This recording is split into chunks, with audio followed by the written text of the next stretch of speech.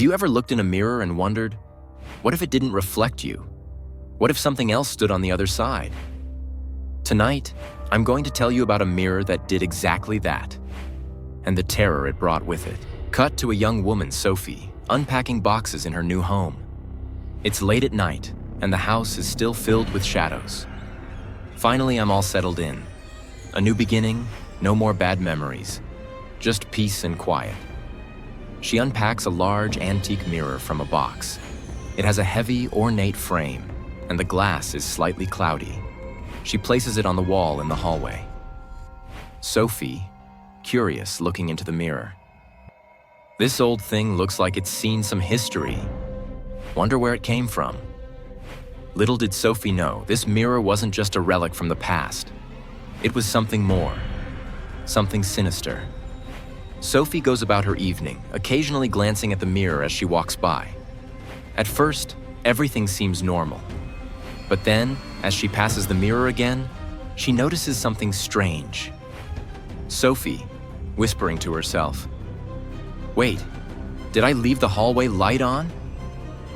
The reflection in the mirror shows her walking down the hallway, but the hallway light is turned off in reality. Sophie looks confused. Sophie, nervously laughing, "I'm just imagining things. It's been a long day." She walks away, but the camera lingers on the mirror. The reflection now shows her walking in the opposite direction, towards the wall, as if being pulled in a different direction. The light flickers in the mirror. This was just the beginning. The mirror had begun to show more than it should. And Sophie was too unaware to realize that soon, it would show something that wasn't her at all. Later that night, Sophie lies in bed, trying to sleep. The camera zooms in on her restless face as faint whispers fill the room. The whispers grow louder, and she turns toward the mirror, now visible in the hallway. Sophie, whispering, "Who's there?" The whispers stop suddenly. Then a soft scratching sound comes from the mirror, like nails dragging across glass. Sleep-deprived and disoriented, Sophie thought it was just her imagination running wild. But the mirror, it had other plans. Something had crossed over from its dark world, and it was waiting for the right moment to step out. The next day, Sophie returns from work. As she walks past the mirror, she freezes in place. Sophie, gasping, Who is that?" In the reflection, Sophie sees herself standing in the hallway, but there's a second figure behind her. Tall, dark, and barely visible. It's a shadowy silhouette with hollow eyes. Behind her, something stood in the mirror. Something tall, its limbs too long, its eyes black voids that seem to stare straight through her. Sophie turns around, but no one is there. She quickly checks the mirror again. The figure is gone. Sophie, breathing heavily. It's just a trick of the light.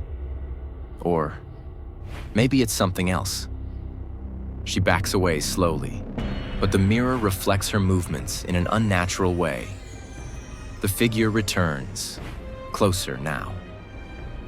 Sophie becomes obsessed with the mirror. She tries covering it with a cloth, but it doesn't stop the whispers. She can feel something watching her. Late at night, she stands in front of the mirror again, staring at her reflection. Sophie, almost pleading, "Why are you doing this? What do you want?"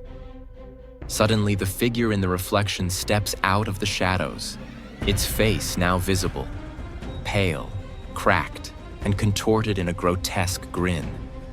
Its mouth moves, but no sound comes from it. It was no longer a reflection. The thing in the mirror was no longer bound by the glass. It had crossed over, and Sophie was the next target. Sophie screams and rushes toward the door, but when she turns to run, the reflection of her still stands in the mirror, smiling. Sophie, screaming, panicking, "No, no, no."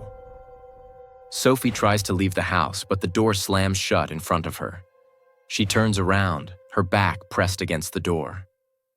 Sophie was trapped. trapped in a house where reality and reflection no longer obeyed the same rules. The mirror had taken what it wanted, and now it wanted her. The figure from the mirror steps out fully, towering over Sophie. The reflection on the wall begins to distort, showing Sophie's final moments. She tries to run, but the figure grabs her by the throat. Sophie, in a whisper, terrified, "Please, don't."